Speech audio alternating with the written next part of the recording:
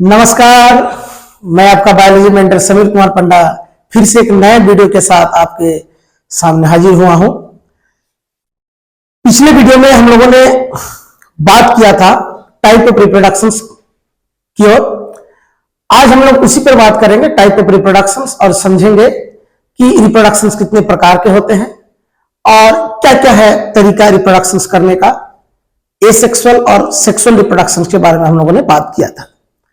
हम लोगों ने यह भी बात किया था कि एसेक्सुअल रिप्रोडक्शंस क्या है और उसके फीचर्स क्या क्या हैं, क्या गुण है एसेक्सुअल रिप्रोडक्शंस के, इस पर भी हम लोगों ने बात किया था। आज हम लोग एक सवाल से शुरू करेंगे ये पूरा क्लास। उस सवाल यह है कि आखिर दुनिया में इतने प्रकार के जो ऑर्गेनिजम्स हैं, इतने डाइवर्स ऑर्गेनिजम्स हैं, तो कौन सा ऑर्गेनिज्म किस प्रकार का मोड ऑफ रिप्रोडक्शन चूज करेगा, ये very इंपॉर्टेंट बात है और इस बात को हमको समझना है। क्या बोला मैंने बच्चों, इसको समझना थोड़ा, मैं क्या बोल रहा हूं इस बात पर थोड़ा ध्यान देना, उसको समझना। मैंने कहा कि इतनी ज्यादा डाइवर्सिटी है अमंग ऑर्गेनिजम्स, ऑर्गेनिजम्स बहुत प्रकार के हैं, तो कौन सा ऑर्गेनिज्म किस प्रकार का मोड ऑफ रिप्रोडक्शन को चूज करेगा, मतलब किस ऑर्गेनिज्म में कौन सा रिप्रोडक्शन होगा, इसका डिसाइड कौन करेगा, ये किन बातों के ऊपर निर्भर रहेगा, इसको पहले हम लोग समझते हैं। आइए शुरू करते हैं इस पर। Mode of reproductions, mode of reproductions, mode of reproduction depends, mode of reproduction depends upon. Mode of reproduction जो है ये किन किन चीजों पर डिपेंड करती है, इस बात को हम लोग समझेंगे। मोड ऑफ रिप्रोडक्शन से ये किन चीजों के ऊपर डिपेंड करती है, तो सबसे पहला जो फैक्टर होगा ये इस बात पर निर्भर करेगा कि जिस ऑर्गेनिज्म के बारे में हम लोग बात कर रहे हैं वो ऑर्गेनिजम्स कौन सा रिप्रोडक्शन एडॉप्ट करेगा। सबसे पहला फैक्टर है कि उसका हैबिटेट। फर्स्ट क्या है बेटा? हैबिटेट, मतलब वो कहां रहता है। हैबिटेट का मतलब होता है वासस्थान, मतलब वो कहां रहता है, हैबिटेट। मतलब mode of reproduction depend upon habitat, मतलब हैबिटेट भी ये तय करेगा कि वो जो ऑर्गेनिज्म है किस प्रकार का मोड ऑफ रिप्रोडक्शन एडॉप्ट करेगा। दूसरा जो इंपॉर्टेंट फैक्टर है, इंपॉर्टेंट चीज है, वो है फिजियोलॉजी, मतलब उस ऑर्गेनिज्म का फिजियोलॉजी कैसा है, शरीर का बनावट कैसा है, वो किस तरीके का है। और तीसरा जो हो गया जेनेटिक मेकअप,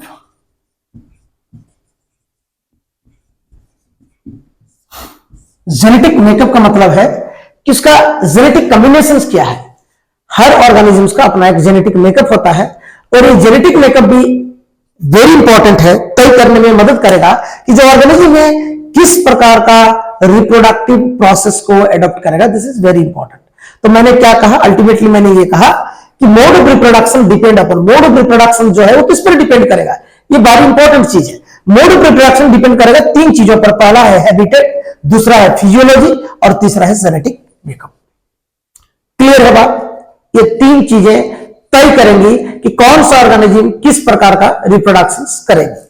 चलिए, हम लोगों ने पिछले वीडियो में बताया कि टाइप ऑफ रिप्रोडक्शंस, या फिर आप इसको मोड ऑफ रिप्रोडक्शंस कहें। रिप्रोडक्शंस जनरली, जो रिप्रोडक्शन है ये जनरली दो तरीके के होते हैं। मैंने ये पहले भी बता चुका, फिर से हम लोग इसको थोड़ा दोहरा रहे हैं। मैंने बताया कि ये एसेक्सुअल है और दूसरा है सेक्सुअल, और हम लोग थोड़ा बहुत एसेक्सुअल पर बात किए थे कि एसेक्सुअल रिप्रोडक्शंस क्या है। मैंने ये बताया था कि एसेक्सुअल ए का मतलब है विदाउट, ये ऐसा बायोलॉजिकल प्रोसेस है, ऐसा रिप्रोडक्शन का तरीका है जहां पर किसी प्रकार की सेक्स की इन्वॉल्वमेंट नहीं होगी, without the involvement of sex. मैंने दूसरा ये पॉइंट बताया कि ये हमेशा यूनिपेरेंटल होगा, हमने ये बताया कि हमेशा ये यूनिपेरेंटल होगा। फिर मैंने ये बताया था, यूनिपेरेंटल बताया था, फिर मैंने ये बताया था, मैंने क्या बताया, मैंने ये बताया कि यूनिपेरेंटल होने के बाद ये होगा कि it is very simple process. देखो रिप्रोडक्शन भी जो है, हम जो काम करते हैं, जैसे मान लो डाइजेशन है, तो डाइजेशन हम जो भोजन करते हैं हमसे उससे एनर्जी मिलता है, हम उससे एनर्जी प्राप्त करते हैं, लेकिन डाइजेशन करने के लिए भी हमें एनर्जी की जरूरत पड़ेगी। इस बात को हमको समझना है। जैसे मान लीजिए रिप्रोडक्शन से it is also energy efficient process, यहां भी एनर्जी की जरूरत है। तो यहां ये बहुत सिंपल प्रोसेस, एक ही यूनिक का मतलब होता हुआ ये एक ही पेरेंट से संभव है। नेक्स्ट जो पॉइंट हमने ये बताया कि it is very simple uniparental, इसके बाद जो होगा गैमेट्स में और मे नॉट बी फॉर्म्ड।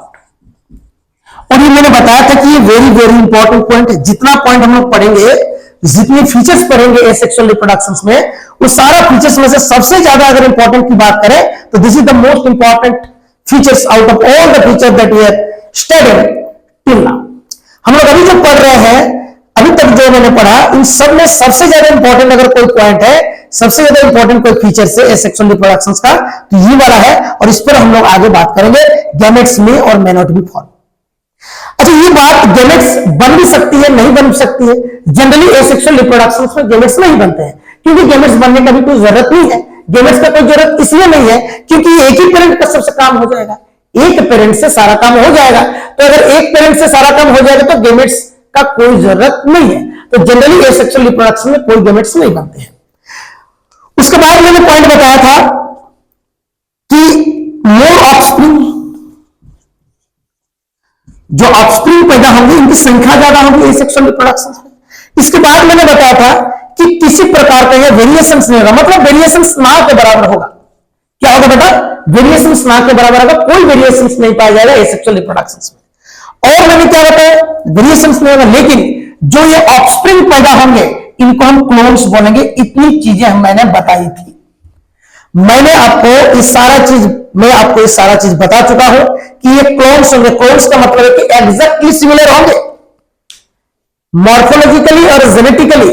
अगर कोई एग्जैक्टली सिमिलर है तो उस ऑफस्प्रिंग को हम क्लोन का नाम दे सकते हैं। एग्जैक्टली सिमिलर का मतलब है कि दिखने में भी पेरेंट की तरह होगा, और जो जेनेटिक कॉम्बिनेशन होगा वो भी पेरेंट की तरह ही एकदम बिल्कुल 100% होगा। उसको हम लोग जेरॉक्स कॉपी भी कर सकते हैं। जैसे लोग जेरॉक्स नकल उतारते हैं, जेरॉक्स बिल्कुल जेरॉक्स कॉपी होगा, बिल्कुल एकदम जेरॉक्स कॉपी, तो उसको हम लोग क्लोन्स बोलेंगे। जानवरों में भी क्लोन्स किया गया था, जैसे मान लो एक है कि डॉली शिप, भेड़ में क्लोन किया गया था, उसका नाम है डॉली शिप। तो ये सारी चीजें हैं, मैंने ये पहले बताया है, अभी फिर से मैंने इसको रिपीट किया। और अब इस पॉइंट पर भी बात करेंगे कि गैमेट में और मे नॉट बी फॉर्म, इस पॉइंट पर हम लोग बात करेंगे। अगर मान लीजिए कोई आपको पूछे कि एसेक्सुअल रिप्रोडक्शन में गैमेट्स कहां बनते हैं, जनरली एसेक्सुअल रिप्रोडक्शन में गैमेट्स का कोई जरूरत नहीं है, लेकिन ऐसा कोई प्रोसेस है क्या जिसमें गैमेट्स बनते हो, जिसमें गैमेट्स बन रहे हो? तो ये प्रोसेस का नाम है बेटा पार्थिनोजेनेसिस। क्या है प्रोसेस? पार्थिनोजेनेसिस। इस पार्थिनोजेनेसिस को अभी हम लोग समझेंगे कि आखिर पार्थिनोजेनेसिस क्या है, ये पार्थिनोजेनेसिस प्रोसेस कहां पाया जाता है। अगर आपको कोई सवाल करे कि एसेक्सुअल रिप्रोडक्शन में कौन सा प्रोसेस में गैमेट्स तैयार होते हैं या फिर गैमेट्स बनते हैं, क्योंकि क्लियर लिखा गया है, इस बात को आपको समझना पड़ेगा, एकदम बिल्कुल क्लियर रहो आप कि भाई गैमेट्स बन भी सकते हैं, नहीं भी बन सकते हैं। अगर गैमेट्स बन सकते हैं तो कहां बनेंगे ना, उसमें एसेक्सुअल एक प्रोसेस है जिसका नाम है पार्थिनोजेनेसिस, और उसी पार्थिनोजेनेसिस प्रोसेस में गैमेट्स तैयार होंगे। तो आइए समझते हैं कि व्हाट इज पार्थिनोजेनेसिस। तो इतनी बातें बेटा क्लियर है कि इतनी बातें हम लोग मोड ऑफ रिप्रोडक्शन समझे कि किस पर डिपेंड करेगा, हैबिटेट के ऊपर, फिजियोलॉजी के ऊपर, जेनेटिक मेकअप। ऑर्गेनिज्म का जेनेटिक मेकअप भी तय करेगी, उसका फिजियोलॉजी तय करेगी, उसका हैबिटेट। ये तीन चीजें तय करेंगे कि कौन सा रिप्रोडक्शन को एडॉप्ट करेगा ऑर्गेनिज्म। इसके बाद मैंने एसेक्सुअल रिप्रोडक्शन पिछले वीडियो में मैंने बताया था, अभी भी थोड़ा बहुत मैंने रिपीट किया, इसके फीचर्स बताए। और सबसे इंपॉर्टेंट जो पॉइंट है मैंने इसको पकड़ा कि भाई गैमेट्स बन भी सकते हैं, नहीं भी बन सकते हैं, तो ऐसा कौन सा प्रोसेस है जहां गैमेट्स बनेंगे, उसको हम लोग बोला पार्थिनोजेनेसिस। तो आइए ये बातें अगर क्लियर हो गई तो आइए हम लोग समझते हैं कि what is parthenogenesis. Parthenogenesis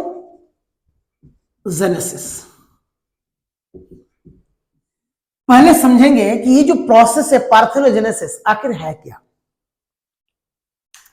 what is parthenogenesis? ध्यान से सुनना है कि पार्थेनोजेनेसिस हम किसे कहेंगे ना, पार्थेनोजेनेसिस एक ऐसा प्रोसेस है, it is a mode of asexual reproduction and it mostly occurs in honey bee. ये मधुमक्खियों में पाया जाता है इस तरह का process, this is actually found in honey bee. और हम इसको बोलेंगे, डिफाइन जब करेंगे, ये कहेंगे कि वेरी सिंपली कहेंगे, अगर किसी अनफर्टिलाइज एग से, ध्यान से सुनना है क्या बोले हम, अगर किसी अनफर्टिलाइज एग से कोई ऑफस्प्रिंग डेवलप कर रहा हो तो उसको, उस प्रोसेस को हम बोलेंगे parthenogenesis. Parthenogenesis is a process to develop an offspring from an unfertilise egg. मतलब एक ऐसा एग हो जो अनफर्टिलाइज हो, अनफर्टिलाइज जिसका फर्टिलाइजेशन नहीं हुआ हो, अगर उससे कोई बच्चा डेवलप कर रहा है, उससे कोई बेबी डेवलप कर रहा है, तो उस प्रकार के प्रोसेस को हम लोग बोलेंगे पार्थेनोजेनेसिस। तो आइए लिखते हैं इसके definition. Parthenogenesis it is the process of development of offspring from an unfertilized egg। मतलब जनरली ऑफस्प्रिंग डेवलप्ड होते हैं फर्टिलाइजेशन होने के बाद, मेल और फीमेल गैमेट्स आते हैं, जाइगोट बनता है, फिर एम्ब्रियो डेवलपमेंट होता है, फिर बच्चे का डेवलपमेंट होता है। लेकिन यहां जब हम लोग बात कर रहे हैं अनफर्टिलाइज एग, मतलब यहां एग फर्टिलाइज नहीं होगी, और इसीलिए इसको बोला जाता है कि parthenogenesis it is the process of development of an offspring from an unfertilise egg. अगर कोई अनफर्टिलाइज एग किसी प्रकार का बेबी बच्चा अगर डेवलप कर पा रहा अनफर्टिलाइज एग से, तो उस प्रोसेस को बोलेंगे पार्थेनोजेनेसिस। क्लियर हो जाना चाहिए इस बात को। ये एक्चुअली कहां पाया जाता है ना, it occurs in among honey bee. देखो, हनी बी एक इंसेक्ट की प्रजाति है। हनी बी क्या है बेटा? एक इंसेक्ट की प्रजाति है, और दुनिया का लगभग 2/3 जो पॉलिनेशन होता है, जिसके पूरी दुनिया जो खा रही है, जो पॉलिनेशन हो रहा है, ये पॉलिनेशन ये कौन करवाता है? ये हनी बी करवाते हैं। They are very important for our. अगर ऐसा नहीं कि मान लो हनी बी का कोई काम नहीं, हमारे जीवन के ऊपर भी इनका बहुत ज्यादा प्रभाव है। और हम ये कह सकते हैं कि हनी बी भी क्या है? हमारी तरह सामाजिक प्राणी है। They are social creature, they are social creature, हम ये कह सकते हैं।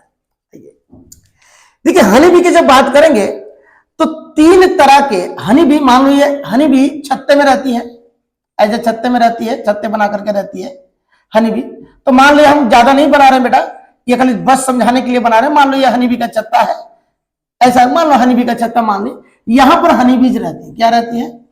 हनी बीज रहती है। मधुमक्खियां यहां रहती है। तो मधुमक्खियां की कितने कैटेगरीज है? हम क्या करते हैं ना, मधुमक्खियों के 3 कैटेगरीज बनाएंगे। एक हो गया क्वीन, दूसरी होगी कौन? वर्कर, और तीसरा हो गया ड्रोन। क्वीन और वर्कर दोनों क्या है? फीमेल है। क्वीन और वर्कर दोनों क्या है ना बेटा? फीमेल है। ड्रोन क्या है? ये भी ट्वेन है, ये भी ट्वेन है। मतलब क्वीन भी डिप्लॉयड है, वर्कर भी डिप्लॉयड है, लेकिन ड्रोन क्या है बेटा? ये हाप्लॉयड है। ड्रोन क्या है? हाप्लॉयड ऑर्गेनिज्म है। अभी जो क्वीन है ये फर्टाइल है, ये जो वर्कर है ये सारे इनफर्टाइल होते हैं।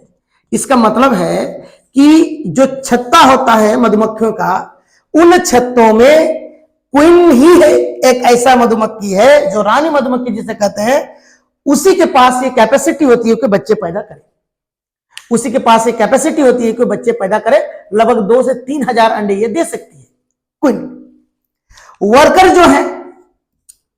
जो है ये नर्चर करने का काम करते हैं। ये क्या करते हैं? देखभाल करते हैं, नर्चर करने का काम करते हैं। और ड्रोन का काम है कॉपुलेशन करना।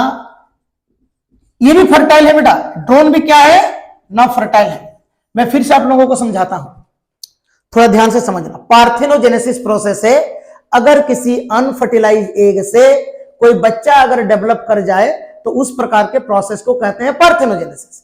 और ये एक ऐसा प्रोसेस है, बिल्कुल ये एसेक्सुअल मोड ऑफ रिप्रोडक्शन है, ये एसेक्सुअल प्रोसेस, ये सेक्सुअल मोड ऑफ रिप्रोडक्शन नहीं है। अच्छा, ये कहां पाया जाता है? नहीं, ये पाया जाता है हनी बी में। हनी बी में 3 कैटेगरी हम करते हैं। पहला कैटेगरी है क्वीन, दूसरा है वर्कर। क्वीन की संख्या 1 होगी, एक ही क्वीन होगा, एक छत्ते में एक ही क्वीन होगा। और दूसरा है वर्कर, और तीसरा है ड्रोन।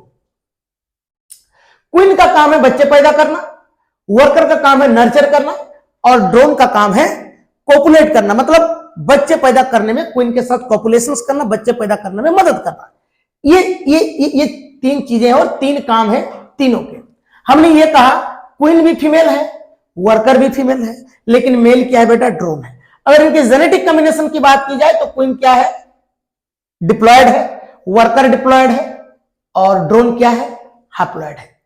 क्वीन क्या है ना? फर्टाइल है, और जितने वर्कर क्या है? इनफर्टाइल है। मतलब इनफर्टाइल का मतलब है कि वो बच्चे पैदा नहीं कर सकते हैं, they can not reproduce, the only queen can reproduce. इस बात को हमको समझना है। तो आइए आगे हम लोग समझते हैं कि कैसे क्या होता है, क्या चीज होती है। मैं एक बात बताना चाहता हूं कि चीजों को जितनी सरल तरीके से समझ सके हम लोग, उतने सरल तरीके से समझेंगे। बहुत ज्यादा चीजों को कॉम्प्लिकेटेड नहीं करना है। हम लोग चीजों को बहुत ज्यादा कॉम्प्लिकेटेड नहीं करेंगे। कोशिश ये रहेगी कि जितनी ज्यादा इजीएस्ट वे में इसको समझ पाए, उतनी ज्यादा इजीएस्ट वे में इसको समझेंगे। तो मैंने जो इसके पहले बोला उसका मैंने फिर से दोहराया, उसको फिर से मैंने रिपीट किया। अब समझेंगे कि भाई पार्थेनोजेनेसिस एग्जैक्ट प्रोसेस जो है वो कैसे होता है। देखो, ये मान लो मधुमक्खी का छत्ता है ना? ये मान लो मधुमक्खी, मैं ऐसे ही बना रहा हूं बेटा, मधुमक्खी का छत्ता है। मान लो ऐसे षटकोण रहता है मधुमक्खी का छत्ता, ये मान लो मधुमक्खी का छत्ता है। तो यहां पर क्या है ना? मधुमक्खियां हैं,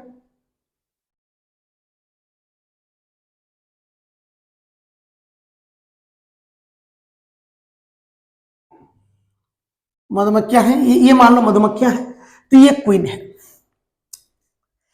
जब रिप्रोडक्शन का समय आएगा, क्या होगा बेटा? जब रिप्रोडक्शन का समय आएगा, रिप्रोडक्शन का जब समय आएगा, तो उस रिप्रोडक्शन के समय ये क्वीन छत्ता छोड़ के दूर चली जाएगी। देखो, एक बात को समझना है कि ये साधारण मधुमक्खी नहीं है, ये क्वीन है बेटा। तो रानी है, तो रानी का थोड़ा नखरा भी ज्यादा रहेगा। रानी साधारण चीज नहीं, ये क्वीन मधुमक्खी है, तो इसके नखरे भी ज्यादा रहेंगे, हाव भाव भी ज्यादा रहेगा, भाई ठाट बाट भी थोड़ा ज्यादा रहेगा। क्वीन है आके, तो जब रिप्रोडक्शन का समय होगा, ये क्वीन यहां से भाग करके चली जाएगी दूर। ये जो उड़ के गई यहां, इसको बोलते हैं नुप्सियल फ्लाइट। क्या बोलते हैं बेटा? Nuptial flight. इस उड़ान का नाम है ये nuptial flight, it is the name. ये नाम दिया गया है कि जब क्वीन रिप्रोडक्शन का समय आएगा, जब यहां से उड़ करके दूर, छत्ते से थोड़ी दूर चली जाएगी, तो उस फ्लाइट को बोलेंगे नुप्सियल फ्लाइट। क्या बोले बेटा हम लोग? उसको बोले हम लोग नुप्सियल फ्लाइट। सही बात। अब ये बात हम बता दें कि ये जो क्वीन है, ये क्वीन, वो जो वर्कर है, उन वर्कर में से एक क्वीन बनती है। उन वर्कर में से क्या बनती है ना? क्वीन बनती है। उनके हेड के ऊपर पार्ट में एक ग्लैंड्स रहता है, उसी से एक रॉयल जेली सिक्रेट होता है। क्या? Royal jelly. ये रॉयल जेली जिसको पिलाया जाता है, उसी वर्कर में से एक रॉयल जेली पीती है, और जो रॉयल जेली पी जाती है वो क्वीन बन जाती है, क्वीन में कन्वर्ट हो जाती है। इस बात को भी आपको समझना पड़ेगा कि वो क्वीन में कन्वर्ट हो जाती है। और जब रिप्रोडक्शन का समय आएगा, तो ये चली जाएगी थोड़ी दूर, और इसके पीछे पीछे कौन जाएंगे? इसके पीछे पीछे जाएंगे ड्रोन। इसको पीछा करते हुए कौन जाएंगे बेटा? इसको पीछा करते हुए जाएंगे ड्रोन जाएंगे। इसको पीछा करते हुए, इसको पीछा करते हुए कौन जाएंगे? इसको पीछा करते हुए जाएंगे ड्रोन। यहां ड्रोन इसको पीछा करते हुए चलेंगे। एक क्वीन गई है, लेकिन एक ड्रोन नहीं जाएगा, बहुत सारे ड्रोन जाएंगे। मान लो एक क्वीन गई है, 30 ड्रोन गए। ड्रोन क्या है बेटा? मेल। ये मेल क्या करेगा? इसके साथ कॉपुलेशन करेगा। ये ड्रोन इसके साथ कॉपुलेट करेगा, इस क्वीन के साथ कॉपुलेट करेगा। तो एक क्वीन गई है, बहुत सारे ड्रोन इसको पीछा करते हुए गए। इसको बोलते हैं, इसका जो उड़ान यहां से यहां गई रिप्रोडक्शन के समय, इसको बोले हम लोग नुप्सियल फ्लाइट बोले। तो ये ड्रोन सारे गए, ड्रोन इसको पीछा करते गए। इन सारे ड्रोन में से केवल एक ड्रोन इसके साथ कॉपुलेट करने में सक्षम होगा, और ये कॉपुलेशन कर लेगा। कॉपुलेशन जब कर लेगा, मतलब ये ड्रोन अपना स्पर्म यहां डिपॉजिट कर देगा। किसके अंदर? स्पर्म। इस बात को यहां समझते हैं। मान लो ये क्वीन है, मान लो ये क्या है बेटा? क्वीन है। रानी मधुमक्खी है,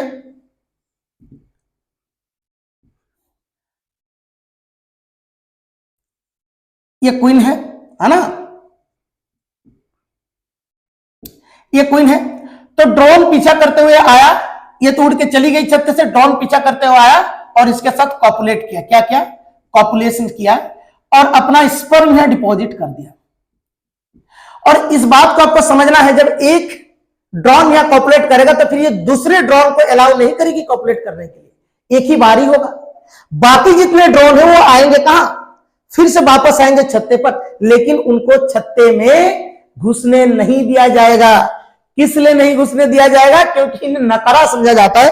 नकारा का मतलब है कि जिस काम के लिए गए थे, जो पॉपुलेशन करने के लिए गए थे, वास्तव में कॉपुलेट नहीं कर पाए। 20 में से या 30 में से एक ही ड्रोन कॉपुलेट करके वापस आया, बाकी कोई कॉपुलेट नहीं कर पाया, तो वो काम अपना कर नहीं पाए, इसलिए उन्हें छत्ते में घुसने नहीं दिया जाएगा। अल्टीमेटली इनका डेथ ही हो जाता है। जब मान लो छत्ते में नहीं घुसने दिया जाएगा तो अल्टीमेटली इनका डेथ हो जाता है, या फिर मान लो कोई दूसरी जगह जाकर के ये अपना कोई डेरा बनाए, ये अलग बात है, इनकी डेथ हो जाएगी। तो ये कॉपुलेट किया। अब ये क्या करेगी? ये जो ध्यान से सुनो बेटा, इंपॉर्टेंट कॉन्सेप्ट है। ये जो क्वीन है ये ऑलरेडी क्या है? ट्वेन है, मतलब डिप्लॉयड है। और हम लोग जानते हैं कि गैमेट्स जो बनते हैं किस प्रोसेस से बनते हैं? जनरली बनते हैं गैमेट्स मियोसिस प्रोसेस से। तो इसका डिप्लॉयड बॉडी क्या करेगी? इसका डिप्लॉयड बॉडी क्या करेगी? ना, इसका डिप्लॉयड बॉडी करेगी मियोसिस, और मियोसिस के बाद ये एग प्रोडक्शन करेगी, और एग क्या होगा? एन। इसके स्पर्म क्या है? एन। इसका एग क्या होगा? मान लो यहां एग है, ये क्या हो गया? एग कौन प्रोडक्शन किया? ना, एग प्रोडक्शन की क्वीन। क्वीन मियोसिस करने के बाद एग का प्रोडक्शन किया, और स्पर्म कौन डिपॉजिट किया है? ना, ड्रोन। ड्रोन ऑलरेडी क्या है? हैप्लॉइड ऑर्गेनिज्म है, और इसने डिपॉजिट कर दिया अपना स्पर्म। अब यहां एक बात समझने वाली चीज है कि जो ड्रोन है, क्या है बेटा? जो ड्रोन है, ड्रोन जो मेल है और हैप्लॉइड है, जो कॉपुलेट करती है क्वीन के साथ, ये जो ड्रोन है ये ऑलरेडी हैप्लॉइड है। तो जो ऑलरेडी हैप्लॉइड है और ये जब गैमेट बनाएगी, स्पर्म बनाएगी, तो कौन सा प्रोसेस से बनाएगी? ना बेटा, माइटोसिस। इस बात को आपको समझना है, क्योंकि जो ऑलरेडी हैप्लॉइड है वहां पर कभी मियोसिस नहीं हो सकेगी। इस बात को आपको समझना है। मियोसिस का जो प्रोसेस है, मियोसिस सेल डिवीजन जो है, और म्यूटेटिक जो सेल डिवीजन है, वो सेल डिवीजन केवल और केवल डिप्लॉयड ऑर्गेनिज्म में होगा, और ये डिप्लॉयड ऑर्गेनिज्म में ही संभव है। Meiosis can not occur in haploid organism. इस बात को आपको समझना पड़ेगा। तो चूंकि ड्रोन ऑलरेडी हैप्लॉइड है, तो जो ये हैप्लॉइड ड्रोन जब गैमेट्स बनाएगा, तो ये हैप्लॉइड ड्रोन गैमेट्स कैसे बनाएगा? ना भाई, माइटोसिस से बनाएगा। इस बात को, यहां भी एक सवाल है कि भाई माइटोसिस से कौन गैमेट्स बनाता है? लगभग सभी क्या बनाते हैं? मियोसिस से गैमेट्स बनाते हैं ना भाई, ये माइटोसिस से बना रहा गैमेट, तो ये माइटोसिस से गैमेट बनाएगा। अब क्या होगा? अब इस एग के और स्पर्म के बीच में क्या होगा? ना, फर्टिलाइजेशन होगा। क्या होगा बेटा? फर्टिलाइजेशन। और ये ट्वेन एग बन गया। ये एग जब डेवलप करेगी, ये ट्वेन, ये जो डिप्लॉयड, मान लो इसका एग, इस क्वीन का अपना एग हैप्लॉइड मियोसिस करके जो बनाई है, और स्पर्म ने जो डिपॉजिट किया है अपना स्पर्म, ये एग और स्पर्म मिलेंगे, फर्टिलाइजेशन होगा, और ट्वेन स्ट्रक्चर बनेगा, या फिर एग उसको बोल सकते हो। और उससे डेवलप्ड जो होंगे वो क्या कहलाएंगे बेटा? वो डायरेक्ट वर्कर बनेंगे, फीमेल। क्या बनेंगे? वर्कर बनेंगे, फीमेल। अब वर्कर बनते गए, फर्टिलाइजेशन होते गया, वर्कर बनते गए, फर्टिलाइजेशन होते गया, वर्कर बनते गए। एक ऐसा समय आएगा जब ये सारे स्पर्म खत्म हो जाएंगे। अब मान लो दूसरा कंडीशन ये है, अब मान लो दूसरा, ये पहला कंडीशन हुआ। दूसरा सेकंड कंडीशन ये है कि इस क्वीन के अंदर, इस क्वीन के अंदर, इस क्वीन के अंदर, इस क्वीन के अंदर क्या नहीं है? अब केवल और केवल क्या है? ना, एग बचे हैं। क्या बचे हैं बेटा? एग। अब तो स्पर्म नहीं, स्पर्म तो सारा फर्टिलाइज होकर वर्कर बन गया। अब ये जो एग खाली बचा है, ये एग कैसा है? किसी के साथ फर्टिलाइजेशन नहीं कर रही है एग, तो ये एग कैसा है? ना, ये एग है अनफर्टिलाइज एग है। क्या बेटा? अनफर्टिलाइज एग है। और इस अनफर्टिलाइज्ड एग से बन जाएंगे ड्रोन। क्या बनेंगे बेटा? ड्रोन बनेंगे। ये जो अनफर्टिलाइज एग है, इसे अनफर्टिलाइज एग एन है, और ये भी क्या बन गया, एन ड्रोन बन जाएंगे। तो इससे इस एक अनफर्टिलाइज एग से डेवलप हो जाएगा सीधे कौन, ड्रोन। तो इसी बात को हम लोग क्या करें ना, पार्थिनोजेनेसिस। अच्छा, अल्टीमेटली अगर इस पूरे चीजों पर हम लोग बात करें तो अल्टीमेटली गेमेट्स तो बन रहे हैं, गेमेट्स बन रहे हैं, फर्टिलाइजेशन भी हो रहा, फर्टिलाइजेशन भी हो रहा, लेकिन अनफर्टिलाइज एग से भी ऑर्गेनिज्म का डेवलपमेंट हो रहा है। इसी बात को हम लोग बोलेंगे पार्थिनोजेनेसिस। अब समझ में आई, अब बात आपको समझ में आई। फिर से मैं रिकेप करता हूं कि ये क्वीन है। क्वीन कौन होती है ना, एक छत्ते में एक ही क्वीन रह सकती है, कोई दूसरा क्वीन उस एक छत्ते में नहीं रह सकता, क्योंकि मधुमक्खियां भी क्या है ना, सोशल प्राणी है, मतलब social, they are social creature, इंसानों की तरह। तब ये उनका छत्ता है, एक क्वीन है। रिप्रोडक्शन का जब समय आएगा, यहां मैंने 3 कैटेगरी बताया, ड्रोन बताया, वर्कर बताया और मैंने क्वीन बताया। क्वीन और वर्कर दोनों फीमेल हैं, दोनों डिप्लॉयड है, दोनों फीमेल है, दोनों डिप्लॉयड है, लेकिन डिफरेंस क्या है ना, क्वीन फर्टाइल है और वर्कर इनफर्टाइल है। वर्कर फर्टाइल नहीं है, दे कैन नॉट रिप्रोड्यूस। अब जब समय आएगा रिप्रोडक्शन का, तो ये क्वीन उड़ करके थोड़ा छत्ते से दूर जाएगी, जिसको हम लोग नुप्शियल फ्लाइट बोलते हैं। अब ये जब क्वीन दूर चली गई उड़ करके, इसको ड्रोन क्या करेंगे ना, इसके पीछे पीछे जाएंगे और एक बार में एक ही ड्रोन इसके साथ कॉपुलेट कर पाएगा। ड्रोन ने कॉपुलेशन किया, इस क्वीन के अंदर अपना स्पर्म छोड़ दिया, स्पर्म भी एन है और ये जो क्वीन है ये अपने आप में डिप्लॉयड है और ये भी मियोसिस करके अपना एग बनाएगी। स्पर्म भी अंदर डिपॉजिट है बॉडी के अंदर और इसका अपना एग भी है। दोनों फर्टिलाइजेशन करते गए, फर्टिलाइजेशन करते गए और वर्कर बनते गया। इनके फर्टिलाइजेशन से एन और एन मिलकर के 2n बना और 2n से डायरेक्ट क्या बन गया बेटा, वर्कर बन गया। ये वर्कर फीमेल बने। लेकिन ये स्पर्म कितने समय तक रहेंगे, क्योंकि स्पर्म ज्यादा समय तक नहीं रह सकते हैं, क्योंकि स्पर्म फर्टिलाइज करते करते करते करते ये तो क्वीन क्या कर रही है, डेवलप कर रही है। ये क्वीन क्या कर रही है, डेवलप कर रही है अपना एग।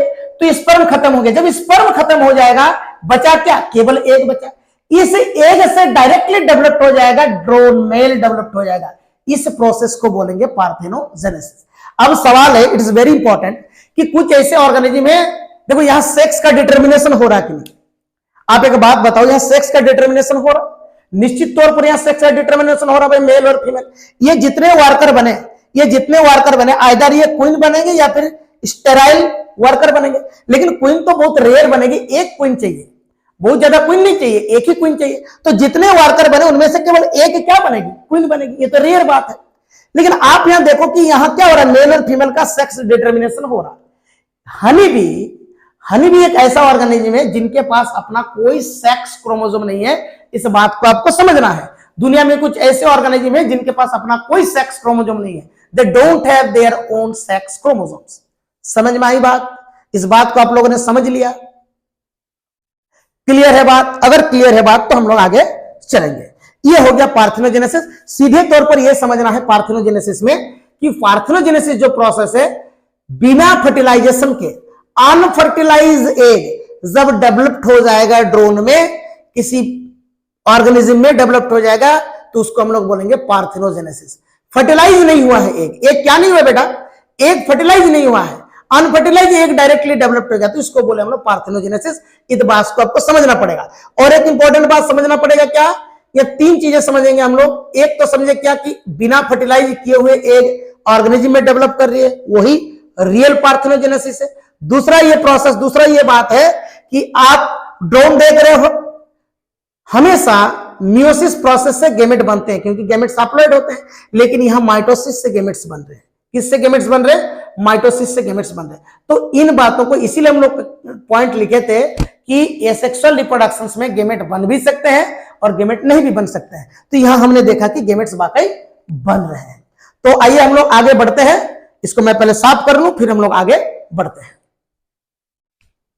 आइए समझते हैं कि कौन कौन से ऑर्गेनिज्म में एसेक्सुअल रिप्रोडक्शंस होते हैं, या फिर एसेक्सुअल रिप्रोडक्शंस कौन ऑर्गेनिज्म करते हैं। हमने आपको बताया कि एसेक्सुअल रिप्रोडक्शंस यूनिसेलुलर भी करेंगे और बेटा मल्टीसेलुलर में भी होगा। इस बात को आपको क्लियर हो जाना है कि asexual reproductions can occurs in unicellular as well as in multicellular organism. इस बात को आपको क्लियर हो जाना है। यूनिसेलुलर का मींस जिसका पूरा बॉडी एक ही सेल से बना है। तो पहले हम लोग यूनिसेलुलर की जल्दी जल्दी बात करेंगे, थोड़ा बहुत ज्यादा, ये बहुत ज्यादा इसमें मैकेनिज्म नहीं है, केवल समझना है थोड़ा बहुत। इसमें हम लोग यूनिसेलुलर में बात करेंगे। यूनिसेलुलर में सबसे पहले बात करेंगे हम लोग बैक्टीरिया का। किसका बात करेंगे बेटा? बैक्टीरिया का बात करेंगे। बैक्टीरिया जिसको हम लोग मोनेरा कहते हैं। हमने कल इसके बारे में बताया था कि जनरल स्टेटमेंट दिया गया कि ये माइटोसिस से करते हैं, हालांकि माइटोसिस से डिवीजन नहीं करती है। और हम लोग उसके बाद बात करेंगे प्रोटिस्टा। बैक्टीरिया जो है जनरली वो क्या करती है? वो भी बेटा बाइनरी फिशन करती है। बैक्टीरिया क्या करती है? बाइनरी फिशन करती है। मतलब इसका जो सेल डिवीजन है, सेल डिवीजन ही क्या है? Cell division is the mode of reproduction. इसका सेल डिवीजन ही मोड ऑफ रिप्रोडक्शन से, इस बात को समझना पड़ेगा। बैक्टीरिया क्या करती है? जब बैक्टीरिया मेच्योर रहती है तो बीच में से कट करके दो नए डॉटर सेल्स बना देती है, दो नए बैक्टीरियल सेल्स है।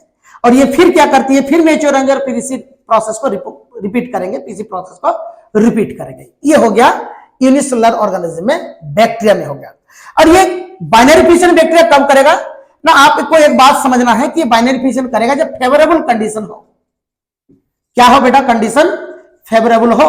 मतलब फेवरेबल कंडीशन में यूनिसेलुलर बैक्टीरिया, या फिर बैक्टीरिया खाली बोल सकते हैं, बैक्टीरिया यूनिसेलुलर ही है, तो फेवरेबल कंडीशन में ये बाइनरी फिशन करेगा और एक bacteria cell, this bacterial cell will get splitted into 2 daughter sales.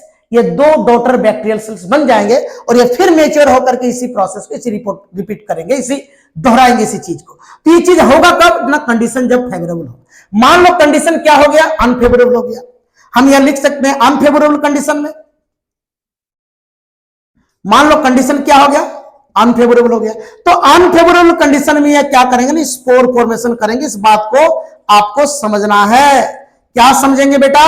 इस बात को समझना है कि during favourable conditions this bacteria will undergo the splitting process, that means it will undergo the binary fission. The main cell or the main parent cell would get splitted into 2 daughter cells, and the daughter cells once again get mature and repeat the same process. It is in case of favorable conditions. But in case of favorable conditions, this bacteria will undergo the spore formations. क्या करेगा ये bacteria ना बेटा? Spore formation करेगा। इस बात को हमने समझा।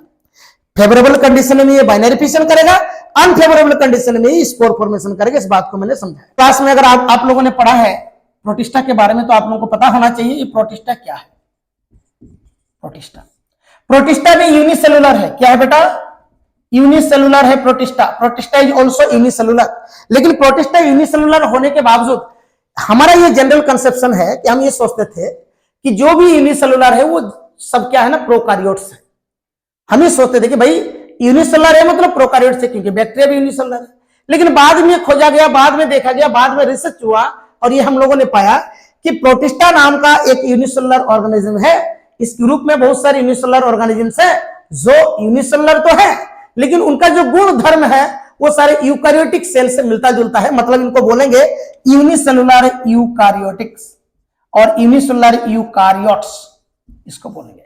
इस यूनिसेलुलर यूकारियोट्स में कौन कौन से ऑर्गेनिज्म आएंगे? जैसे मान लो यहां हम लोग लिखेंगे कि एमोइबा या एमीबा बोल सकते हो, पैरामेसियम, यूग्लिना, प्लाज्मोडियम एटसेट्रा। तो ये सारे क्या है ना बेटा? प्रोटिस्टा है। ये यूनिसेलुलर तो है, लेकिन यूनिसेलुलर होने के बावजूद ये क्या है ना? These are eukaryotes in nature. मतलब इनके यूकारियोटिक सेल की तरह ये बिहेव करेंगे। और ऊपर से क्या है ना? इनका dual mode of nutritional behaviour रहता है। मतलब न्यूट्रिशन के मामले में ये डुअल बिहेव करते हैं, दो तरफा बिहेव करते हैं। दो तरफा का मतलब समझ रहे हो बेटा? ये जब दिन होगा, जब सूरज की रोशनी में they can execute the process of photosynthesis, but in darkness they become predator. लेकिन जब अंधेरा रहता है तो क्या बन जाते हैं? शिकारी बन जाते हैं। तो इस बात को भी आपको समझना पड़ेगा। ये है प्रोटिस्टा। अब समझेंगे हम लोग कि एमोइबा कैसे करती है। एमोइबा बाइनरी फिशन, ये भी बाइनरी फिशन किया, ये भी बाइनरी फिशन करेंगे, लेकिन इनमें बाइनरी फिशन कितने तरह का होगा इस बात को समझना है। बैक्टीरिया में बाइनरी फिशन करने का तरीका एक ही है। बीच में से सेल कट जाएगी, 2 डॉटर सेल बन जाएंगे, एक ही तरीका है। लेकिन आपको समझना पड़ेगा कि जो प्रोटिस्टा है, जिसको हम लोग यूनिसेलुलर यूकारियोट्स बोल रहे हैं, इस सेल से थोड़ा एडवांस है। प्रोटिस्टा बैक्टीरिया से थोड़ा एडवांस सेल है, हालांकि यूनिसेलुलर है लेकिन थोड़ा एडवांस है क्योंकि यूकारियोट्स है, इसके मेम्ब्रेन बाउंड ऑर्गेनेल्स है। तो बेटा ये 3, मान लो एमीबा बोले, पैरामीशियम बोले और यूग्लिना बोले। तो इनमें रिप्रोडक्शन कैसे होंगे इस बात को हम लोग समझेंगे। तो आइए समझते हैं कि प्रोटिस्टा में रिप्रोडक्शन कैसे होगा, एसेक्सुअल रिप्रोडक्शन या फिर बाइनरी फिशियन प्रोटिस्टा में किस तरीके से होगा। तो एमीबा की बात करेंगे। एमीबा की बात की मैंने, मान लो ये एमीबा है, क्योंकि एमीबा आप कैसे भी बना दो तो एमीबा बन जाएगा, क्योंकि एमीबा का किसी प्रकार का कोई डेफिनेट शेप नहीं है। There is no any definite shape of amoeba. तो एमीबा का कोई डेफिनेट शेप नहीं है। तो ये होगा क्या, नहीं ये बाइनरी, देखो इधर से भी काटे तो ये हो जा रहा है हाफ, इधर से भी तो इसको लिखेंगे बाइनरी फिशन तो करेगा। क्या करेगा ये एमीबा भी बाइनरी फिशन करेगा, लेकिन बाइनरी फिशन करेगा क्या, जैसे मान लो बैक्टीरिया में एक ही प्लेन था तो यहां पर एक ही प्लेन में क्या है, एनी प्लेन। क्या बेटा, एनी प्लेन, किसी भी प्लेन से इसका बाइनरी फिशन हो सकता है। मतलब एमीबा कहीं से भी टूट करके दो एमीबा में बदल सकती है। मान लो ये दो एमीबा में बदल सकती है, ये एमीबा का सेल है, ये दो एमीबा में बदल गई कहीं से भी टूट करके। समझ में आई, एमीबा में भी बाइनरी फिशन होगा, लेकिन बाइनरी फिशन होगा कैसे भाई, फ्रॉम एनी प्लेन, किसी भी प्लेन से ये बाइनरी फिशन कर जाएगी, किसी भी प्लेन से स्प्लिट कर जाएगी, टूट जाएगी। दूसरा क्या है, जैसे मान लो हम लोग दे रहे हैं यूग्लिना, यूग्लिना दे रहे हैं बेटा, ये यूग्लिना है।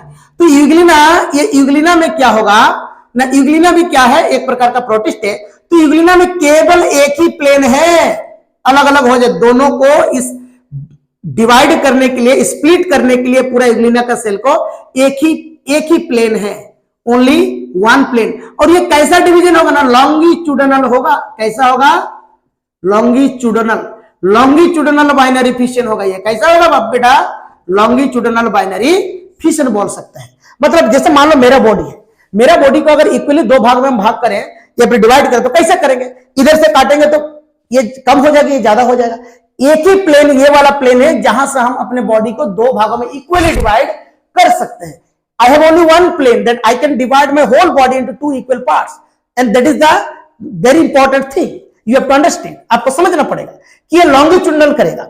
और मान लो जैसे मान लो कोई आते हैं पैरामीशियम, जैसे मान लो पैरामीशियम है, तो ये पैरामीशियम क्या है बेटा, पैरामीशियम में डिवीजन इस तरह होगा। पैरामीशियम क्या है, पैरामीशियम में देखा जाता है ट्रांसवर्स।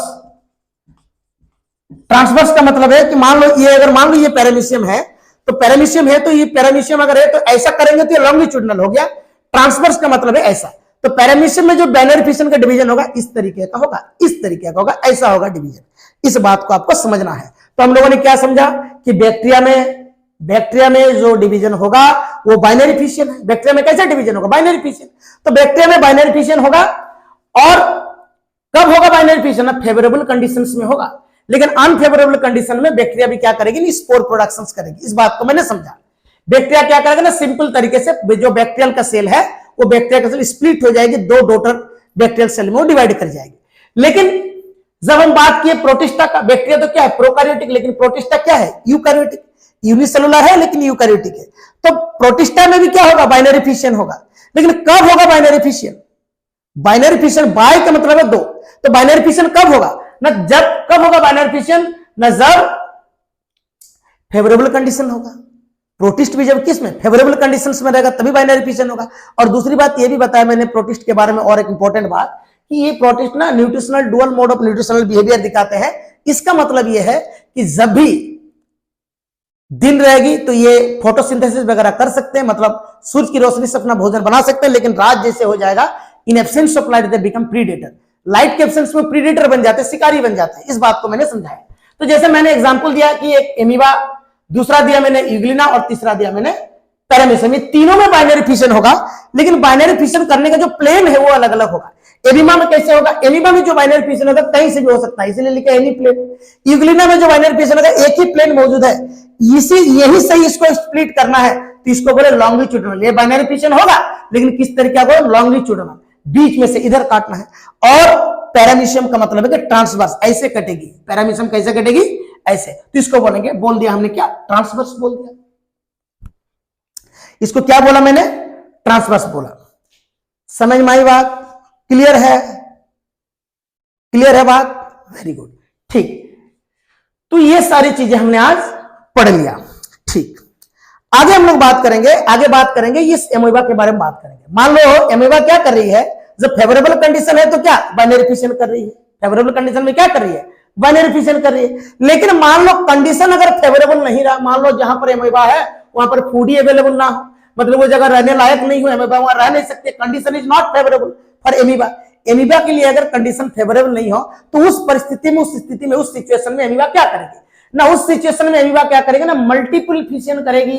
क्या करेगी? मल्टीपल, दो भागों में डिवीजन नहीं होगा, कई सारे भागों में डिवाइड हो जाएगा, लेकिन डिवाइड क्या होगा? साइटोप्लाज्म डिवाइड नहीं होगा, उसका न्यूक्लियस डिवाइड करेगी बहुत सारे भागों में। तो उसको बोलते हैं, उसमें एक प्रोसेस एनसीईआरटी में दिया गया है, हम लोग सारे एनसीईआरटी के ही पढ़ रहे हैं। एनसीईआरटी में दिया गया कि एनसिस्टेशन इन एमोइबा, क्या सिस्ट फॉर्मेशन करेगी बेटा। क्या फॉर्मेशन करेगी? सिस्ट। आपको इस बात को, सिस्ट का मतलब होता है कवरिंग, प्रोटेक्टिंग लेयर बोल सकते हो, सिस्ट बोल सकते हो उसको। तो चलिए आइए समझते हैं कि एमोइबा में किस तरीके एनसिस्टेशन इन एमोइबा, एनसिस्ट फॉर्मेशन करेगी या फिर सिस्ट फॉर्मेशन होगा एमोइबा में। देखो मैं एमोइबा के बारे में बताता हूं।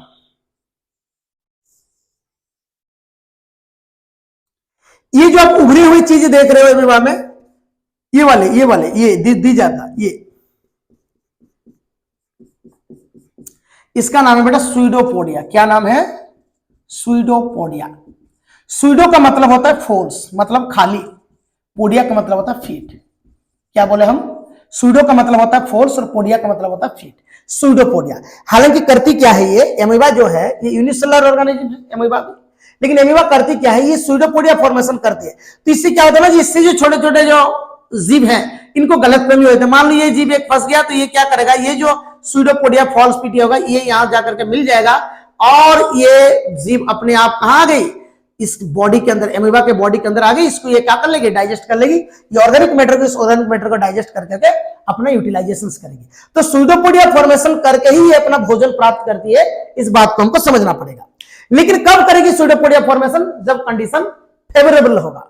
क्या होगा? Condition favourable. लेकिन हम बात कर रहे हैं कि जब कंडीशन क्या होगा, कंडीशन क्या होगा, मतलब एमीबा में सिस्ट का फॉर्मेशन होना किस कंडीशन में होगा बेटा? अनफेवरेबल। एक कंडीशन वेरी इंपॉर्टेंट है कि एमीबा में तभी सिस्ट बन सकता है, तभी एनसिस्टेशन हो सकती है अगर कंडीशन अनफेवरेबल हो। Only one, that is condition should be very much unfavourable. तो देखो होगा क्या अनफेवरेबल कंडीशंस में, अनफेवरेबल कंडीशंस में होगा क्या? देखो मैंने बताया कि स्यूडोपोडिया फॉर्मेशन करके ये अपना भोजन प्राप्त करती है। मान लो ये एमोइबा है। अनफेवरेबल कंडीशंस में क्या होगा? अनफेवरेबल कंडीशन क्या है बेटा? अनफेवरेबल कंडीशन है। तो अनफेवरेबल कंडीशन में ये जो स्यूडोपोडिया है ये किसके लिए जरूरी है? पहले बात को ध्यान से सुनो। ये जो स्यूडोपोडिया है ये जरूरी किसके लिए है ना? भोजन प्राप्त करने के लिए। ये इसके सारे क्या करती है ना, भोजन को पकड़ती है, भोजन को कैप्चर करती है। लेकिन अगर मान लो भोजन ही ना हो तो इन स्यूडोपोडिया का कोई मतलब नहीं रहता। तो ये क्या करेगा? पहला काम होगा, ड्यूरिंग अनफेवरेबल कंडीशन एमोइबा या फिर amoeba will withdraw it's pseudopodia. क्या करेगा बेटा? ये ना सबसे पहला जो काम करेगी ये एमोइबा क्या करेगा? अपना स्यूडोपोडिया को विड्रॉ कर लेगा। मतलब एमोइबा फिर कैसे बन जाएगी? इस तरीके का गॉल बन जाएगी। ठीक, अब एमोइबा अपना स्यूडोपोडिया को निकाल दीजिए, विड्रॉ कर लीजिए, खींच लिया अपना स्यूडोपोडिया को। स्यूडोपोडिया फॉर्मेशन नहीं है तो इस तरह का कुछ स्ट्रक्चर दिखेगा। एनसीईआरटी में भी इस तरह का स्ट्रक्चर दिया हुआ, आप लोग देख सकते हैं एनसीईआरटी किताब। तो ये हो गया क्या ना, ये कैसा अमीबा है अभी ना, बिना स्यूडोपोडिया वाला अमीबा है, क्योंकि स्यूडोपोडिया की कोई जरूरत नहीं है। कंडीशन बिल्कुल क्या है? अनफेवरेबल कंडीशन है। कंडीशन इज नॉट फेवरेबल, भोजन है ही नहीं। तो अगर भोजन नहीं है तो स्यूडोपोडिया का कोई काम नहीं है। अब क्या है नहीं, ये अब ऐसे रहेगी। मान लो ये अमीबा अगर ऐसे रह गया तो हो सकता है कि ये नष्ट हो जाए, खत्म हो जाए। इसलिए क्या करेगा ये क्या करेगा ना, it will secret A 3 layer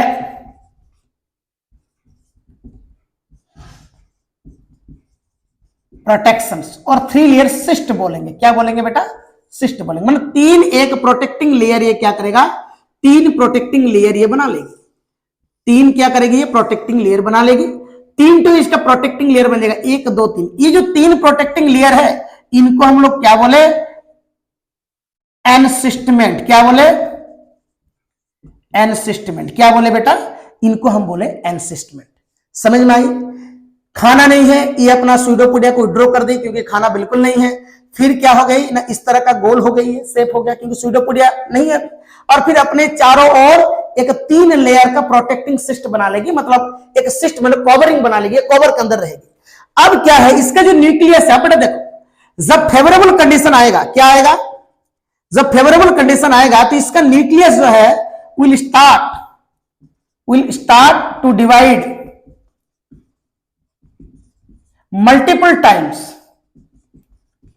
क्या करेगी, ये फिर डिवाइड हो जाएगी मल्टीपल टाइम्स, मतलब बहुत बार डिवाइड होगी। देखो ध्यान देना है, क्या छोटे छोटे चीजों पर हम लोग को ज्यादा ध्यान देना। क्या ध्यान देना है कि इसका ये cyst covering layer, protection layer बनाने के बाद इसका जो न्यूक्लियस है, मान लो फेवरेबल कंडीशन आ गया तो इसका न्यूक्लियस क्या करेगी, और मान लो फेवरेबल कंडीशन नहीं आया तो इसका न्यूक्लियस क्या करेगी ना, न्यूक्लियस इसका क्या करेगी, सिस्ट बनने के बाद डिवाइड करेगी। कैसे डिवाइड करेगी ना, मल्टीपल टाइम्स, बहुत बार।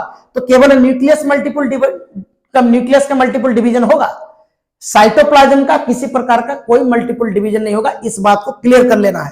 केवल क्या होगा ना, ओनली न्यूक्लियस। किसका डिवीजन होगा बेटा, ओनली न्यूक्लियस होगा। साइटोप्लाज्म का किसी प्रकार का डिवीजन नहीं होगा। No division of cytoplasm, division नहीं होगा साइटोप्लाज्म का, no division of cytoplasm. Cytoplasm divide बिल्कुल नहीं करेगी। मान लो साइटोप्लाज्म डिवाइड नहीं, अब क्या करेगी, ये छोटे छोटे ये न्यूक्लियस डिवाइड करके इस तरह छोटे छोटे बन जाएंगे, क्या, स्पोर बन जाएंगे। इनको हम लोग बोलेंगे स्यूडोपोडियो स्पोर। क्या, स्यूडोपोडियो, इसको मैंने बोला स्यूडोपोडियो स्पोर। अब ये स्यूडोपोडियो स्पोर भी किसमें है, इस प्रोटेक्शन लेयर और इस प्रोटेक्टिंग लेयर के अंदर में है। अब स्यूडोपोडियो स्पोर जब बन जाएंगे, फेवरेबल कंडीशन आ गया, तब क्या करेगी, ब्रेकेज हो जाएगा। क्या हो जाएगा, ब्रेकेज। किसका ब्रेकेज हो जाएगा, ये जो सिस्ट बना है, ब्रेकेज ऑफ सिस्ट।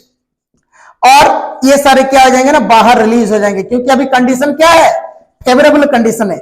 इस प्रोसेस को हम लोग बोलते हैं स्पोरुलेशन बोलते हैं। क्या बेटा, स्पोरुलेशन बोलते हैं। क्या बोलते हैं इसको, स्पोरुलेशन। और ये फिर एक एक स्यूडोपोडिया फिर से किसमें डेवलप हो जाएगी, एक एमोइमा में डेवलप हो जाएगी। इस प्रोसेस को हम लोग बोलते हैं एनसिस्टेशन इन एमोइमा। ये कब होगा ना, ये अनफेवरेबल कंडीशन में होगा।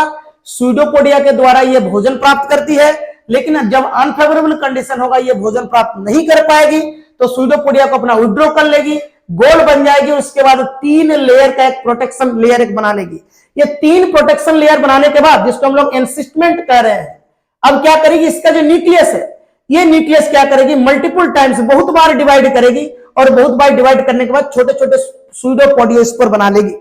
अब ये छोटे छोटे स्यूडोपोडियो स्पोर कैसे बनाना, ये न्यूक्लियस डिवाइड किया, मल्टीपल फिशन, इसलिए इसका क्या नाम दिया गया ना, मल्टीपल फिशन होगा। ये फिशन कैसा हो रहा है, डिवाइड तो कर रही है, यहां पर भी डिवीजन हो रहा है, लेकिन डिवीजन का टाइप क्या है ना, मल्टीपल फिशन है। डिवीजन का टाइप कैसा है बेटा ना, मल्टीपल फिशन है। बहुत बार, मल्टीपल का मतलब है कि बहुत बार डिवाइड कर रही है, तो बहुत बार डिवाइड की कि स्यूडोपोडियो स्पोर बन गया। अब स्यूडोपोडियो स्पोर जब फेवरेबल कंडीशन आ जाएगा, तो ये जो सिस्ट था, ये जो कवरिंग लेयर था, प्रोटेक्शन लेयर था, ये सिस्ट, इसका ब्रेकेज हो जाएगा और ये स्यूडोपोडियो स्पोर कहां आ जाएंगे, बाहर आ जाएंगे। क्योंकि अभी कंडीशन फेवरेबल है, तो हर एक स्यूडोपोडियो स्पोर फिर से एक नए एमोइमा में डेवलप्ड हो जाएगा। इसी प्रोसेस को कहते हैं स्पोरुलेशन। तो ये पूरा प्रोसेस है एनसिस्टेशन इन एमीबा। That's all.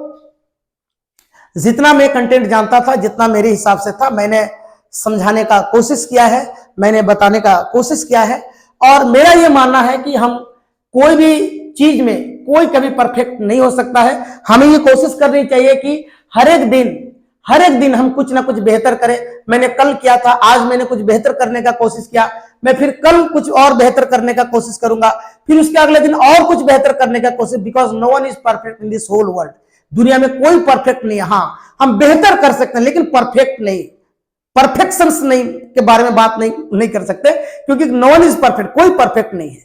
तो हम बेहतर करेंगे। और सबसे इंपॉर्टेंट बात, जो भी ये मेरा वीडियो देखेंगे उनसे मेरी गुजारिश है कि हमें हमेशा लर्निंग एटीट्यूड क्रिएट करना है। क्या एटीट्यूड क्रिएट करना है बेटा, लर्निंग एटीट्यूड क्रिएट करना। लर्निंग एटीट्यूड मतलब मरते दम तक सीखने की ललक अपने अंदर जगाना है और ये अपने आप को समझाना है कि जितना, मान लो हम बहुत जानते हैं या फिर कोई बहुत जानता है, तो बहुत जानने के बाद भी वो बहुत कम है, क्योंकि पढ़ाई जो है, शिक्षा जो है समुंदर है और हम लोग उसमें एक बूंद के बराबर भी नहीं है। इस बात को समझना है। जितना दिन जिएंगे अपने हिसाब से ये कोशिश करेंगे कि हमने जो यहाँ पढ़ाया इससे 2 4 10 आदमी का भला हो जाए, कुछ बच्चे यहाँ से कुछ सीख जाएं।